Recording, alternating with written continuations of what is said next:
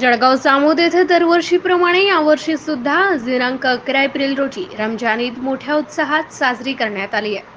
शहरातील सर्व मुस्लिम बांधव नवीन कपडे परिधान करून ईदगाह प्लॉट येथे सकाळी 8:30 ते 9:30 दरम्यान मुस्लिम बांधवांकडून नमाज पठण करण्यात आले।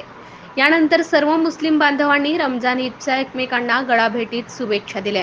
यावेळी मुस्लिम बांधवांसह गावातील प्रतिष्ठित नागरिक तसेच हिंदू बांधव मोठ्या संख्येने उपस्थित असल्याचे दिसून आले। उपस्थित बांधवांनी मुस्लिम बांधवांना रमजान ईदच्या शुभेच्छा देऊन हिंदू मुस्लिम सलोखा तसेच एकतेचे अनोखे दर्शन घडवून आणले।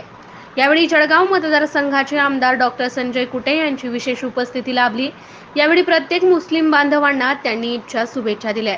यावेळी उपस्थित आमदार डॉक्टर कुटे यांच्यासह जिल्हाध्यक्ष सचिन बापू देशमुख, माजी नगरसेवक निलेश शर्मा, भाजपा शहराध्यक्ष कैलास पाटील, पंकज कड यांच्यासह भाजपा पदाधिकारी व कार्यकर्ते मोठ्या संख्येने उपस्थित होते। रमजान ईद शांततेत पार पाडण्यासाठी जळगाव जामोदचे ठाणेदार आनंद महाजन यांच्या मार्गदर्शनाखाली पोलीस कर्मचाऱ्यांच्या वतीने चोख पोलीस बंदोबस्त ठेवण्यात आला होता। MCN न्यूज मराठीकरिता रवींद्र शिरस्कार, जळगाव।